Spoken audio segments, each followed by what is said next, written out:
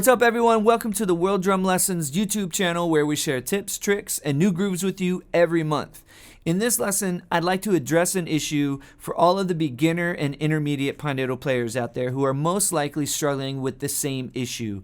It's the left wrist, right hand technique and getting an even 16th sound out of the jingles. I talk a lot about this in my online Pandeiro course at worlddrumlessons.com. It's very important for all of you out there to address this issue and fix it, because if you don't fix it, your Pandeiro playing won't really truly improve. You need to have even 16th notes before you can do anything else on the Pandeiro.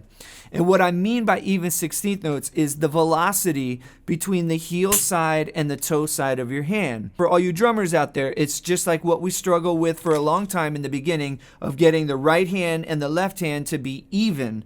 When we play single strokes, it's the same thing. I think of my heel as the right hand and my toe as the left hand, because your heel is the heaviest side of the hand. The toe is obviously a lot lighter, so it's a lot easier for the heel to be louder than the toe side.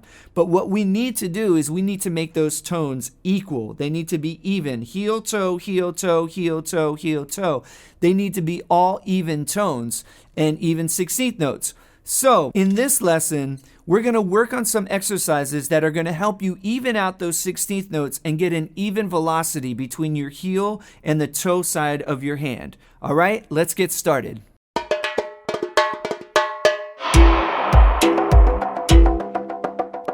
One of the first steps we can take to addressing this velocity issue is understanding the placement of our hand on the Pandeiro. If you're holding the Pandeiro properly, your thumb will be drawing an imaginary line right down the center of the Pandeiro and giving us two equal parts, the top and the bottom half.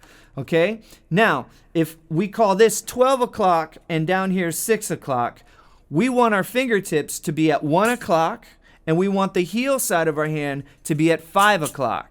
Okay? And this is really important, because if you don't do that, a lot of people, what I see is playing really small.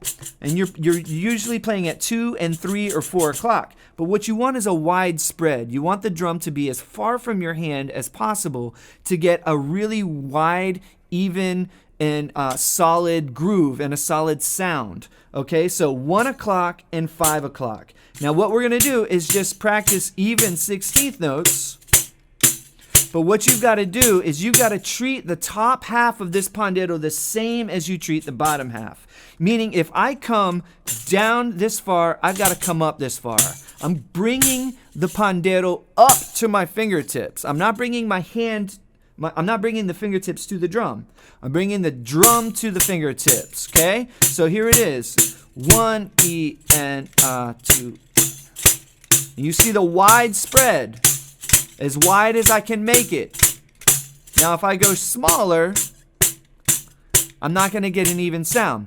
Now, the other thing I see a lot is fingertips at 3 o'clock and heel at 5 o'clock. Now, that doesn't make sense, because if your grid is moving this way, you're missing the head-on collision. You need the centrifugal force of your fingertips leading into this.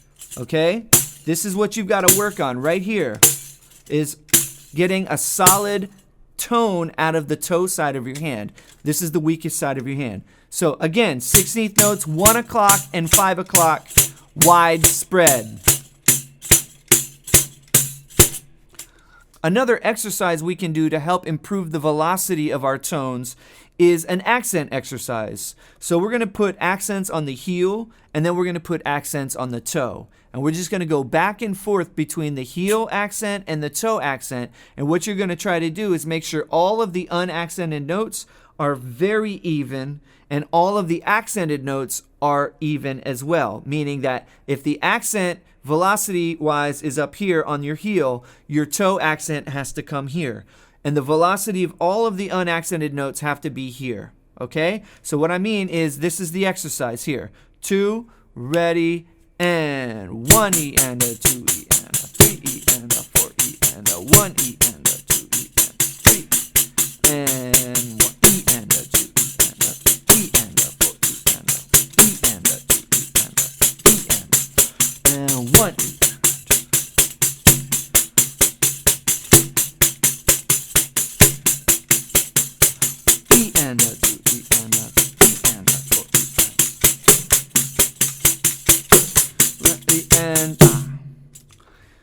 Now, while I'm doing this, it's really important to notice that my spread is really wide. I'm going to keep emphasizing this over and over again. You need to have a wide spread. Don't let your right hand start to get stuck on the drum. You've got to keep this wide spread. It's got to be your left wrist moving all the time.